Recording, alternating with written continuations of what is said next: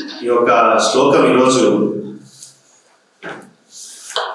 మనం రోజు చూస్తాం. కలియుగం ఎలా ఉంటుందనేది ప్రభుపాది భాషల్లో రాస్తున్నారు. ప్రభుపాది 3 ముఖ్య అంశాలు చెప్తున్నారు ఈ భాష్యంలో. ఈ యొక్క మోడర్న్ నాయకులు ఏమున్నారు కదా, వాళ్ళు అవినీతిని తొలగించాలనుకుంటున్నారు. అవినీతిని తొలగించాలనుకున్నప్పుడు ఇంకొక ఇలాంటి చూడము, సారాభానము, వ్యభిచారము, జంతు హింస ఇవన్నిటికీ అనుమతిస్తున్నారు. అనుమతినిచ్చినప్పుడు ఈ యొక్క అవినీతిని తొలగించడం అనేది అసాధ్యం. అవినీతి తొలగించడం అనేది అసాధ్యం. ఇంకొక అంశాన్ని ప్రభుపాది ఏం చెప్తున్నారంటే, భగవంతుని యొక్క రాజ్యం కావాలి, భగవంతుడు వద్దు. అంటే రామరాజ్యం కావాలి కానీ రాముడు వద్దు. అలాంటి మనస్తత్వం ఉందన్నమాట ఈ యొక్క కలియుగ నాయకుల పరిపాలన. ఎవరు పరిపాలిస్తున్నారో వాళ్ళ యొక్క ఉద్దేశం. ఇంకొక అంశాన్ని ప్రభుపాది ఏం చెప్తున్నారంటే, 4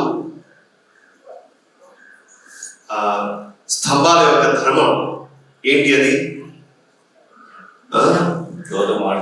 తపస్సు, శౌచం, దయా, సత్యం.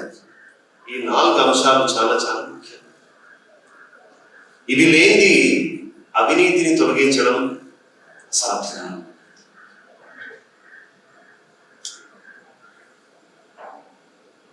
నేను జనరల్గా చాలా ఈ యొక్క గవర్నమెంట్ని బాగా కనెక్షన్లో ఉంటాను. ఒక సేవ, ఏదైనా పని చేయించుకోవాలనుకుంటే వాళ్ళకి కమిషన్ ఇయ్యంది ఏ పని చూడాలి. అఫ్కోర్స్ మీరు కూడా చాలా చూసుంటారు.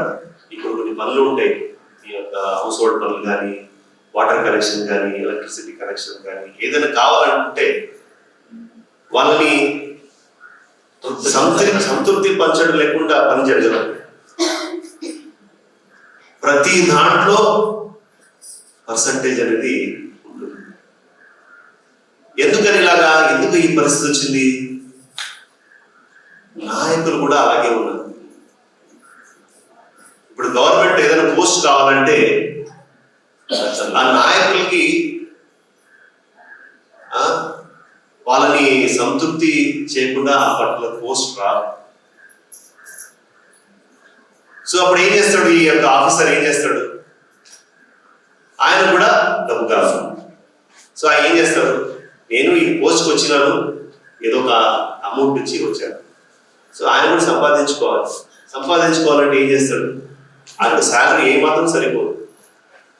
సో ఆయన ఏం డబ్బులు ఇచ్చారు ఆ పోస్ట్కి? డబ్బులు మనం సామాన్యమైన వ్యక్తులతో డబ్బులు వసూలు చేసుకుంటారు. ఇది చాలా చాలా ర్యాంపెంట్ గా ఉంది కలియుగం ఈ కరెంట్ పరిస్థితుల్లో.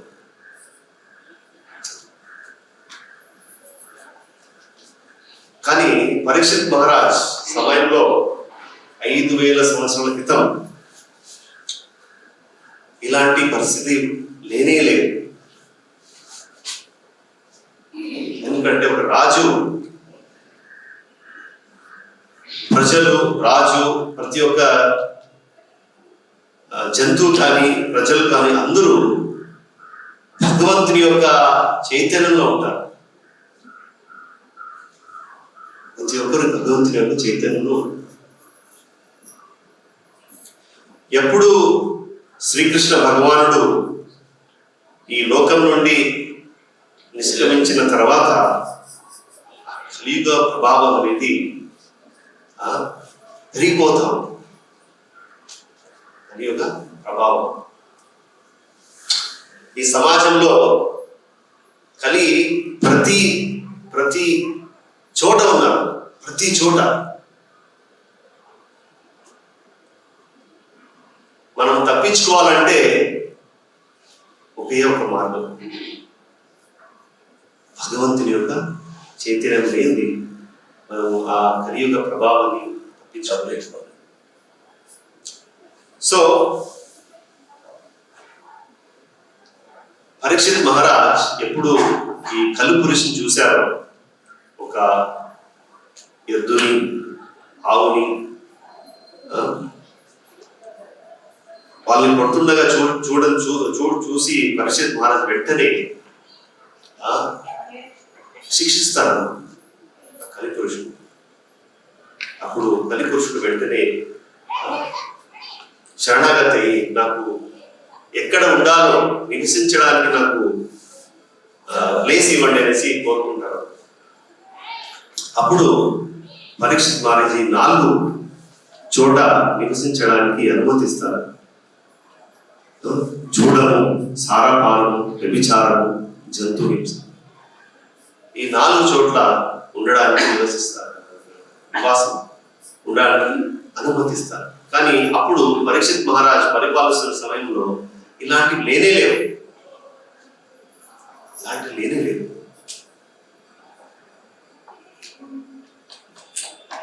ఈ 4 ధర్మాలు, 4 స్తంభాల యొక్క ధర్మాలు ప్రతి ఒక్కరూ పాలించేవారు. అందుకే ఇలాంటి పరిస్థితి లేదు పరీక్షిత్ మహారాజ్ సమయంలో. అందుకే పరీక్షిత్ మహారాజ్ ఈ శ్లోకంలో ఏం చెప్తున్నారంటే, శయేష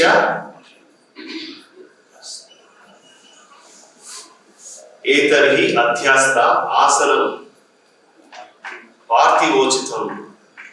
ఎప్పుడు ధర్మరాజ్, యుధిష్ఠిర ధర్మరాజ్ ఆయన వాలంటీర్గా పితామహేనోపన్యస్త రాజ్యం నిరీక్షిత, ఆయన వాలంటీర్గా రిటైర్ అయ్యి అడవిలోకి అరణ్యముకేక కోరిన ధర్మరాజు హస్తినాపుర రాజు ఒప్పగింపబడినట్టి మహాభాగ్యశాలి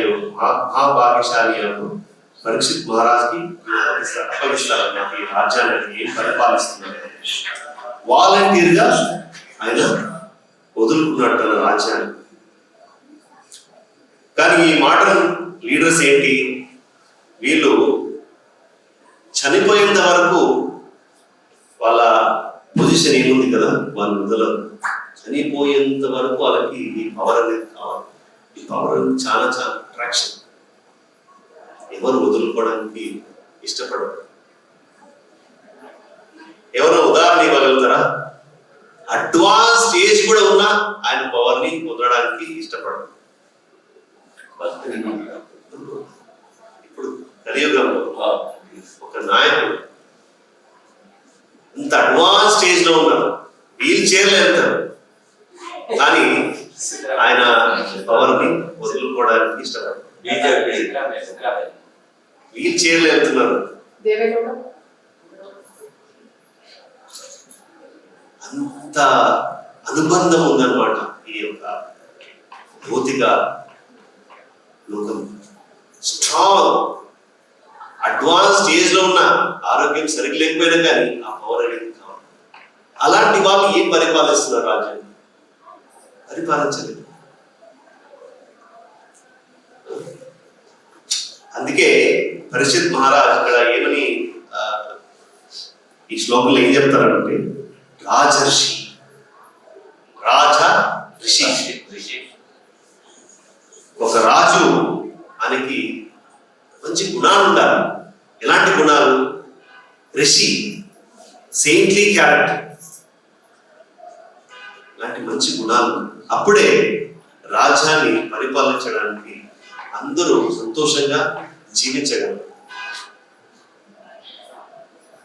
ఆ గుణాలు పరీక్షిత్ మహారాజ్ మాత్రమే ఉంది. అందుకే ఆయన పేరు వచ్చేసి చక్రవర్తి రశ్రవ, ఫేమస్. ఆయన పాలన వచ్చేసి ఇప్పటికీ మనము ఆయన గురించి మనం వింటున్నాం.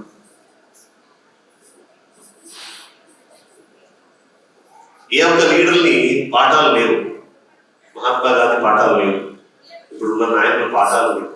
అని ఇలాంటి గ్రేట్ లీడర్స్ ఒక ఎగ్జాంపుల్గా రూల్ చేసి ప్రతి ఒక్కరిని ఆనందంగా జీవించడానికి వాళ్ళు పరిపాలించాలి. ఆధ్యాత్మికంగా భగవంతుని చైతన్యంతో పరిపాలించాలని వాళ్ళు ఈ యొక్క భాగంలో మనం ఉండొచ్చు. సో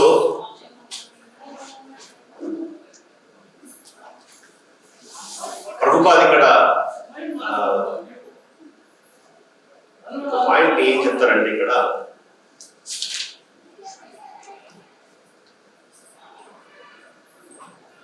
చూడము, సారపానము, వ్యభిచారము, జంతు హింస, ఈ 4 అంశాలని తొలగించాలంటే ఈ యొక్క 4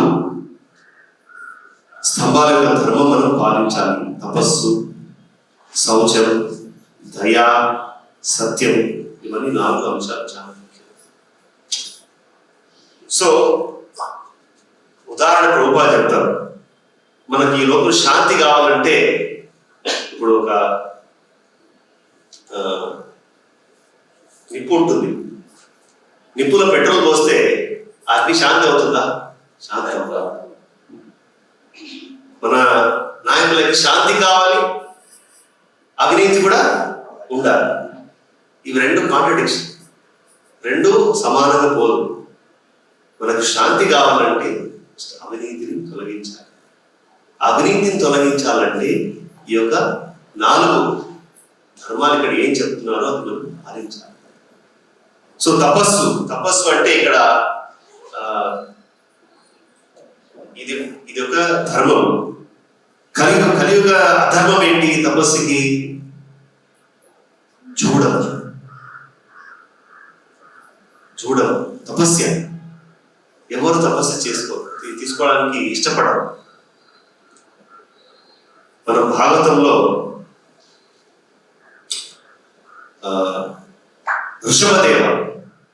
ఋషభదేవ వచ్చేసి ఆయన భగవంతుని యొక్క అవతారం.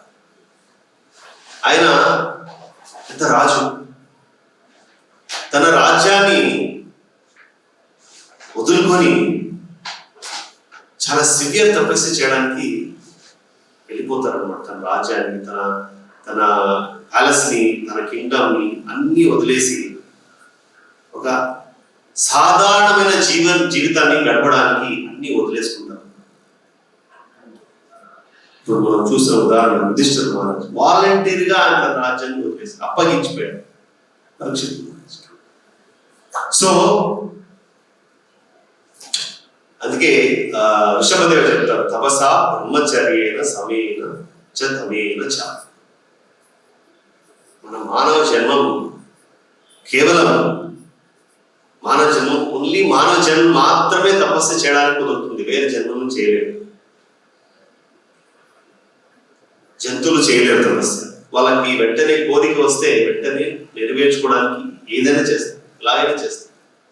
మనం కూడా జంతువు మాదిరిగా జీవిస్తే జంతువులకి మనకి ఏ వ్యత్యాసం తేడా లేదు. సో మానవ జన్మంలో మాత్రమే తపస్సు చేయడానికి అవకాశం, వేరే జీవనంలో చేయడానికి అవకాశం లేదు.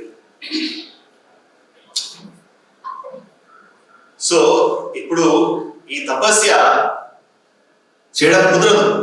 సో అందుకే చూడం అనేది వాళ్ళ ప్రాబ్లమ్స్ అన్ని మర్చిపోవడానికి తాగేస్తారు, బాగా తాగితే వాళ్ళ ప్రాబ్లమ్స్ మర్చిపోతారు. వాళ్ళు మర్చిపోగలరా? యాక్చువల్ ప్రాబ్లమ్స్ ఇంకా పెరుగుతాయి, హెల్త్ ప్రాబ్లమ్స్ పెరుగుతాయి, డైలీ ప్రాబ్లమ్స్ పెరుగుతాయి. తాగడం వల్ల ఏమాత్రం సొల్యూషనే కాదు. దీనివల్ల ఏమవుతుంది? తపశక్తి క్షీణిస్తుంది, వాళ్ళకి ఏమి స్ట్రెంత్ ఉండదు, క్లారిటీ ఉండదు, శాంతి ఉండదు. కానీ ఆధ్యాత్మికంగా తపస్సు చేస్తే మన మనసులో శాంతి, క్లారిటీ, శక్తి, కంట్రోల్ చేసుకోవడానికి శక్తి, ఇవన్నీ వస్తాయండి, ఆటోమేటిక్గా వస్తాయి. సో అది వచ్చేసి తపస్సు. ఇంకోటి వచ్చేసి శౌచం. ఇంకో ధర్మం శౌచం. అధర్మం వచ్చేసి అధర్మం ఏంటి? Illicit connection. ఉదాహరణంగా ఎప్పుడు రావణుడు సీతాదేవిని కిడ్నాప్ చేస్తాడు. సీతాదేవి చాలా పవిత్రంగా, ఎవరిని తాకకుండా చాలా పవిత్రంగా ఉంటారు. ఇలాంటి పవిత్రత ఈ కలియుగంలో మెయింటైన్ చేయడం చాలా చాలా చాలా చాలా కష్టం. అంత ఫ్రీగా ఉండాలని, ఎవరికి రెస్ట్రిక్షన్ వద్దు, ఫ్రీడమ్ కావాలి, మీరు చూస్తూ ఉంటారు. సో ఇవన్నీ ఈ సంబంధాలు అనేది చాలా ఇంపార్టెంట్. మన ఆధ్యాత్మికంలో మన మనస్సుని శాంతిగా ఉంచుకోవాలంటే, ఏమి డిస్టర్బెన్స్ లేకుండా ఉండాలనుకుంటే ఈ అక్రమ సంబంధం అనేది ఎంకరేజ్ చేయడం శాస్త్రం. సో మనం క్లీన్గా ఉండాలి, ఇంటర్నల్ గా ఎక్స్టర్నల్ గా. శౌచం, ఇంటర్నల్ గా శౌచంగా ఉండాలంటే మనము ఈ ఆధ్యాత్మికంగా ఈ రూల్స్ అండ్ రెగ్యులేషన్స్ ఏముంటాయి కదా మనం పాటించాలి.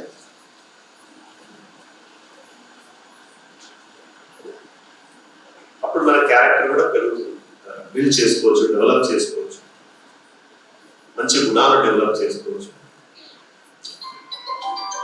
సో ఇది శౌచంగా, మరి ఇదొక ధర్మం.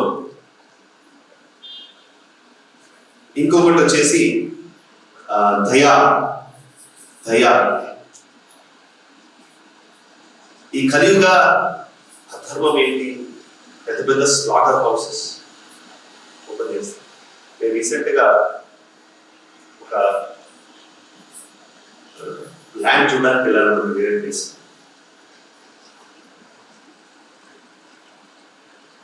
ఐదు ఎకరాలు కేటాయించారు. దేనికి?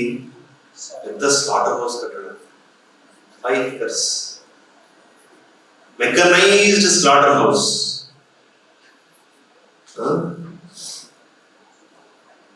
అన్ని జంతువుల్ని చెప్పడం వల్ల ఎంత పాపం. సో గవర్నమెంట్ ఎప్పుడు ఈ 5 ఎకరాలు కేటాయించిన వల్ల పక్కన వాళ్ళు అక్కడ కొంచెం దూరంలో గుడి ఉంది. సో అందరూ ప్లేస్కి వచ్చి ప్రొటెస్ట్ చేశారు. దేవుడి దగ్గర ఇలాంటి ఉండకూడదనేసి ప్రొటెస్ట్ చేసే సంభవం. అప్పుడు ఆ ఆదేశాన్ని క్యాన్సిల్ చేశారు. సో దేనికి కేటాయించాలి, భూమిని దేనికి కేటాయించాలనేది ఈ ప్రభుత్వానికి సరిగ్గా తెలియకపోతే చాలా కష్టం. అందుకే బుద్ధుడు కృష్ణుని యొక్క అవతరించి ఈ శాస్త్రాలని తిరస్కరించారు. ఆ యజ్ఞం రూపంలో ఎప్పుడు మనం జంతువుల్ని సాక్రిఫైస్ చేస్తాము, వాళ్ళని చాలా తప్పుగా అర్థం చేసుకొని విపరీతంగా జంతువుల్ని చంపడం అనేది. అందుకే బుద్ధుడు అవతరించి అహింస పరమో ధర్మం, అహింసని పాలించారు. ఆ శాస్త్రాలను రిజెక్ట్ చేసి బుద్ధుడు అహింస పరమ ధర్మ. సో ఈ దయ అనేది చాలా ముఖ్యం. ధర్మం పాలించాలంటే దయ కూడా చాలా ముఖ్యం. ఇంకొకటి వచ్చేసి సత్యం. ఈ కలియుగ ధర్మం ఏంటి? చూడరు. చాలా సులభంగా అబద్ధాలు చెప్పడం అనేది చాలా చాలా చాలా కామన్ అయిపోయింది, చాలా కామన్. ఎస్పెషలీ ఈ రాజకీయ నాయకులు వాళ్ళ అబద్ధం చెప్పడమే సత్యం అయిపోయింది. వాళ్ళు ఏం మాట్లాడుతారో అదే సత్యం. కానీ వేదిక టైంలో అలా కాదు. ఒక ఫేమస్ పర్సనాలిటీ పేరు మీరు వినుంటారు, సత్య హరిశ్చంద్ర. ఆయన పరీక్ష ఏంటంటే, ఒకసారి విశ్వామిత్రుడు తన సత్యాన్ని టెస్ట్ చేయాలని విశ్వామిత్రుడు ఒక టెస్ట్ పెడతాడు. విశ్వామిత్రుడు బ్రాహ్మణుడు. సో ఆయన ఒకసారి తన రాజ్యాన్ని కోరుతారు. హరిశ్చంద్రుడు తన రాజ్యాన్ని కోరుతారు. వెంటనే తన రాజ్యాన్ని మొత్తం విశ్వామిత్రుడికి ఇస్తారు. తన రాజ్యాన్ని కాక తన భార్యని, తన కుమారుడిని దానంగా ఇస్తారు. కొంతకాలం తర్వాత అంత ఇచ్చిన దానం ఇచ్చిన తర్వాత ఈయన హరిశ్చంద్రుడు ఏం చేస్తాడు, తన రాజ్యాన్ని వదిలేసి శ్మశానానికి వెళ్ళి అక్కడ రాత్రిగా ఉంటాడు. సో ఈ కొన్నాళ్ళ తర్వాత తన కుమారుడు చనిపోతాడు, మరణిస్తాడు. సో అప్పుడు తన భార్య శ్మశానం దగ్గర తీసుకెళ్ళి అంతా ఆ రిచువల్స్ ఏమంటారు పూర్తి చేసిన తర్వాత హరిశ్చంద్ర అక్కడ ఉంటారు. గమనించలేదు, హరిశ్చంద్ర గమనించలేదు తన భార్య వస్తున్నారు. అప్పుడు డ్యూటీ అయిపోయిన తర్వాత ఆయన ఫీజు అడుగుతారు. హరిశ్చంద్రుడు ఫీజు అడుగుతారు. అప్పుడు తన భార్య దగ్గర ఏమీ లేదు, కేవలం ఖాళీ మాత్రమే. సో అప్పుడు గమనించి నాకు అప్పుడు హరిశ్చంద్రుడు ఆయన డ్యూటీ చేసిన తర్వాత ఫీజు ఇవ్వాలి, ఆయన ధర్మాన్ని చాలా స్ట్రిక్ట్ గా ఫాలో అవుతారు. సో ఇలాంటి పరిస్థితిని చూసి మెచ్చుకొని విశ్వామిత్ర, ఇంద్ర అందరూ దేవతలు వచ్చి తన సత్యాన్ని మెచ్చుకొని వెంటనే తన రాజ్యం, తన కుమారుడు, తన ప్యాలెస్ ని మొత్తం రివైవ్ చేస్తారు. కాంట్రరీ కలియుగంలో ప్రతి ఒక్కరూ ఈ అబద్ధం చెప్పడం అనేది కామన్ అయిపోయింది. కామన్. సో ఈ 4 స్తంభాల యొక్క ధర్మం చాలా ముఖ్యం. ఈ కలియుగంలో మనం ఆధ్యాత్మికంగా ఎదగాలంటే ఈ 4 చాలా ఇంపార్టెంట్. ఎలా ఇంపార్టెంట్? ఇప్పుడు టేబుల్ ఉందండి, ఈ టేబుల్లో 2 కాళ్ళు లేవంటే ఎలా ఉంటుంది? అన్స్టేబుల్ గా ఉంటుంది, కరెక్ట్ కదా? 3వ కాలు తీసేసేమంటే ఏం మిగలదు, మొత్తం డ్యామేజ్ అయిపోయాడు. సో అదేవిధంగా ప్రతి ఒక్క ఈ ధర్మం, ప్రతి ఒక్క స్తంభం, ప్రతి ఒక్క ఈ కాళ్ళు, 4 కాళ్ళు చాలా ఇంపార్టెంట్, స్టేబుల్ గా ఉండాలంటే. ప్రభుపాద్ అమెరికా వెళ్ళినప్పుడు అక్కడ కూడా ఈ 4 జూడం కానీ, ఈ యొక్క సారపానం కానీ, వ్యభిచారం కానీ, జంతు హింస కానీ అక్కడ కూడా చాలా విపరీతంగా ఉండేవి. అలాంటి పరిస్థితిని ప్రభుపాద్ ఎదుర్కొన్నారు. ఎలా ఎదుర్కొన్నారు? ఇవన్నీ 4 పిల్లర్స్ ఏమున్నాయి కదా, స్తంభాలు ఏమున్నాయి కదా, ఇవన్నీ వాళ్ళకి నేర్పించారు. శౌచం కానీ, సత్యం కానీ, తపస్సు కానీ, ఇవన్నీ నేర్పించి వాళ్ళని భగవంతుని యొక్క చైతన్యాన్ని వాళ్ళ హృదయంలో ఒక బీజ మాదిరిగా సృష్టించాలి. సో మనం కూడా మన జీవితంలో కూడా మనం ఆధ్యాత్మికం ప్రాక్టీస్ చేస్తున్నాం. మన మనస్సులో కూడా, మన హృదయంలో ఈ 4 అంశాలు ఉన్నాయి. ఈ 4 అంశాలు ఎలా ఉన్నాయి మన మనస్సులో? చూడమంటే ఏంటి? మనం కూడా వీటితో పోట్లాడాలి, లేదంటే మనం ఆధ్యాత్మికంగా పెరగలేదు. చూడమంటే ఏంటి?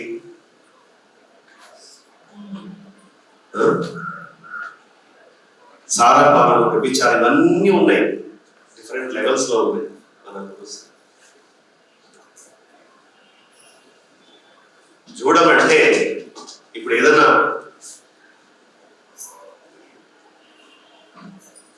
మనం అనుకుంటాము నేను చాలా పర్ఫెక్ట్ అనేసి, నేను థింక్ చేసింది నేను పర్ఫెక్ట్ అనేసి. ఇప్పుడు ఇంపర్సనలిస్ట్ వాళ్ళు చాలా స్పెక్యులేట్ చేస్తూ ఉంటారు, ఆ స్పెక్యులేషన్ కి చూడమంటారు. మనం ఆలోచించేది రెఫరెన్స్ ఉండాలి, శాస్త్ర రెఫరెన్స్ ఉండాలి. శాస్త్ర రెఫరెన్స్ లేదంటే మనం స్పెక్యులేట్ చేస్తున్నాం, దాన్ని చూడమంటారు. ఇంకోటి సారాపానం అంటే సరే, మనకు ఛాలెంజ్ ఏంటి? మా ఇంట్లో టీ, కాఫీ,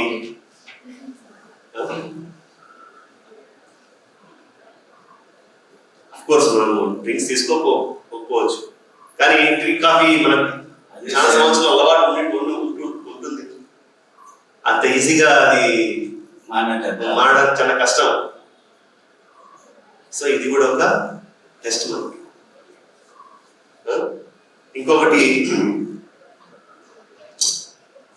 వ్యభిచారం అంటే మన మనస్సు లస్ట్ఫుల్ థింకింగ్ ఉంటుంది, ప్యూరిటీ ఆఫ్ థాట్ ఉండదు. శాస్త్రం ప్రకారం ప్యూరిటీ ఆఫ్ థాట్ ఉండదు. ప్యూరిటీ ఆఫ్ థాట్ కావాలంటే మన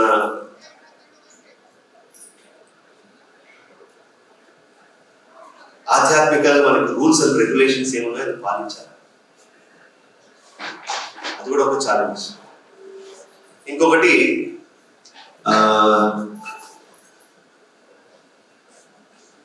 జంతు హింస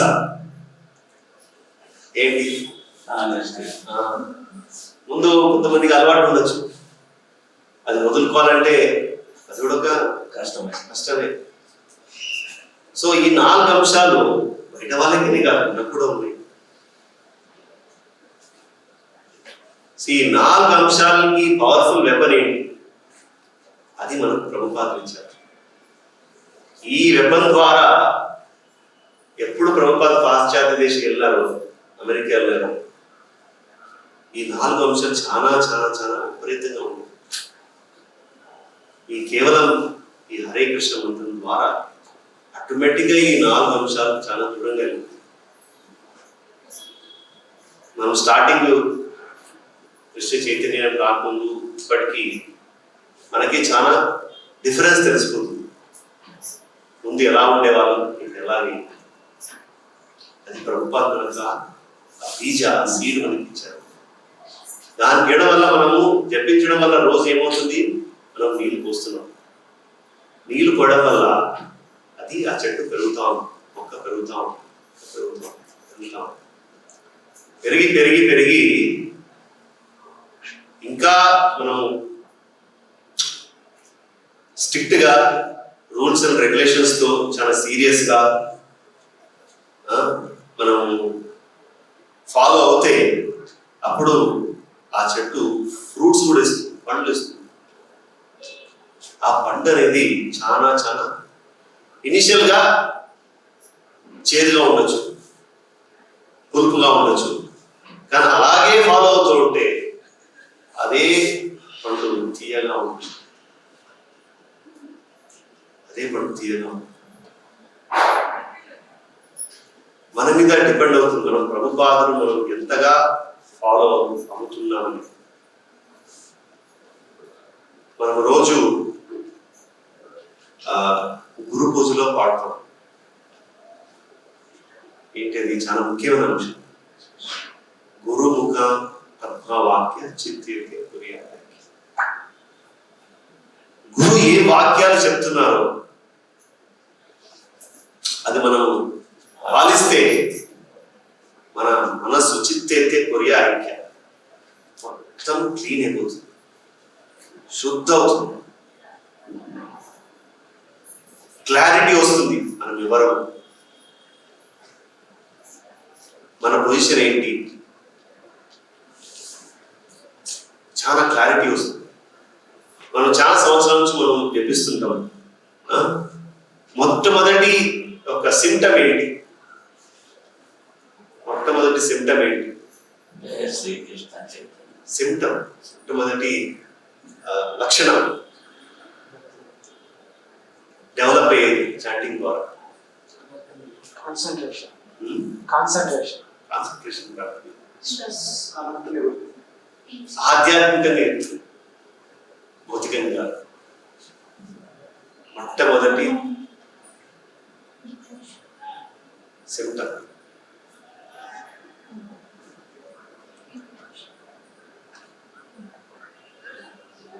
మనము వింటూ ప్రతిరోజు ప్రతి మాలాలు 16 మాలాలు చాలా సంవత్సరాలు లాగే జపించామంటే మొట్టమొదటి లక్షణం మనకు లభించేది ఏంటంటే నేను ఈ శరీరం కాదు, నేను ఈ శరీరం కాదు, నేను ఆత్మ, నా పొజిషన్ ఏంటి, ఇది మనకు ఫస్ట్ లెవెల్ ఆఫ్ అర్థమయ్యేది, చెప్పించేది, రియలైజేషన్ వచ్చేది ఫస్ట్ లెవెల్. నేను ఈ శరీరం కాదు. ప్రజెంట్ గా మనకి ఈ శరీరం మీద చాలా స్ట్రాంగ్ నిబంధన ఉంది. ఆ నిబంధాన్ని కట్ చేయాలంటే ఒక స్ట్రాంగ్ వెపన్ కావాలి. ఆ స్ట్రాంగ్ వెపన్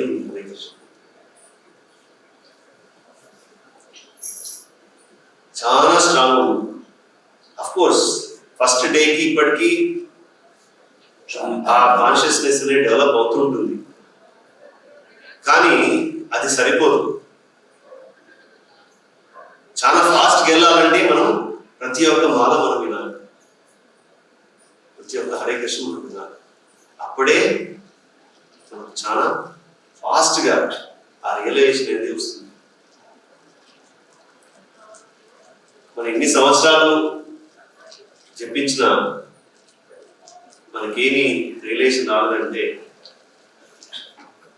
మన చెప్పించేది శుద్ధంగా లేదు అని అర్థం. చాలా అఫెన్సివ్ చాంటింగ్ ఉన్నట్టు అర్థం. శుద్ధంగా ఉండాలంటే మనం ప్రతి మాల మనం వినాలి, ప్రతి మాల మనం వినాలి. ప్రతిరోజు ప్రభుపాద పుస్తకాలు మనం చదవాలి. ప్రభుపాద పుస్తకాలు చదవాలంటే మనం డైరెక్ట్ గా ప్రభుపాదంతో మనం సహవాసం చేస్తున్నట్టు, డైరెక్ట్ గా ఎలాగ మనం చాటింగ్ చేస్తున్నప్పుడు డైరెక్ట్ కృష్ణతో మనం సహవాసం చేస్తున్నాము, అదే విధంగా ప్రభుపాద పుస్తకాలు చదువుతున్నప్పుడు మనం ప్రభుపాదంతో సహవాసం చేస్తుంటాం. సో అప్పుడు ఏమవుతుంది, భగవంతుని యొక్క లక్షణాలు మన మీదకి వస్తాయి. ప్రభుపాద శుద్ధ భక్తుల యొక్క లక్షణాలు మన మీదకి వస్తాయి. అప్పుడు మనం కూడా శుద్ధం అవుతాం. మనసు క్లారిటీ, చాలా క్లారిటీ వస్తుంది. మనము ట్రూత్ చూస్తాం అన్నమాట. ఈ వరల్డ్, ఈ ప్రపంచం రియాలిటీని చూస్తాం, శరీరం కాకుండా రియాలిటీని చూస్తాం. సో ఇలాంటి సీక్రెట్స్ ఓన్లీ గురువు మాత్రమే ఇవ్వగలరు. ఫస్ట్ కృష్ణ గురువులు ఇస్తారు, గురువు మన కృష్ణ ఇస్తారు. ఆ కృష్ణ మనకి ఇవ్వాలంటే రూల్స్ అండ్ రెగ్యులేషన్స్ ఫాలో అవుతూనే ఇది సాధ్యమవుతుంది. సో అందుకే ప్రభుపాద ఇక్కడ లాస్ట్ లైన్ లో చెప్తున్నారు ఏంటి, శ్రీమద్ భాగవతం నుండి లభించే ప్రత్యక్ష చరణ సాధ్యమైన ఉపదేశం. అని ఉపదేశం మనం శ్రీమద్ భాగవతం నుంచి కానీ భగవద్గీత నుంచి కానీ మనము ప్రతిరోజు శాస్త్ర చక్షుష మనము ప్రాక్టీస్ చేస్తే, అభ్యాసం చేస్తే మనకు కూడా ఆ లక్షణాలు అన్నది మనం ప్రభుపాద మనకి ఇచ్చే ప్రాసెస్ గ్యారంటీ ప్రాసెస్. ఆ గ్యారంటీ ప్రాసెస్ ని మనం చాలా డిఫరెంట్ లెవెల్స్ గా మనం చూస్తున్నాం, చాలా సంవత్సరాలు అభ్యాసిస్తున్నాం కాబట్టి స్పిరిచువల్ లైఫ్ చాలా డిఫరెంట్ లెవెల్స్ గా మనమే చూడొచ్చు. మనకు చాలా డిఫరెన్స్ కావాలంటే మన మీద డిపెండ్ అవుతుంది. మనం ఎంత సీరియస్ గా తీసుకుంటున్నాం, మనం ఎంత సీరియస్ గా ఈ రూల్స్ అండ్ రెగ్యులేషన్స్ ఫాలో అవుతుంది మనమే టెస్ట్ చేసుకోవచ్చు. ఉదాహరణ ప్రభుపాద ఇస్తారు, ఉదాహరణ చెప్తారు ఏంటంటే, మనకు భోజనం చేసిన తర్వాత అది తృప్తి ఉందా లేదా అనేది మనకే తెలుస్తుంది, పక్క వాళ్ళకి తెలియదు. సో అదేవిధంగా ఆధ్యాత్మికంగా మనం ఎంత ఎదుగుతున్నాం అనేది మనకే తెలుస్తుంది, పక్క వాళ్ళకి తెలియదు. సో అందుకే ఇలాంటి లెసన్స్ ఈ శ్రీమద్ భాగవతం కానీ భగవద్గీత కానీ రోజు పాలిస్తే మనం కూడా శుద్ధ భక్తుల స్థాయికి మనం వెళ్ళవచ్చు. సో స్టాప్ శ్రీమద్ భాగవతం కి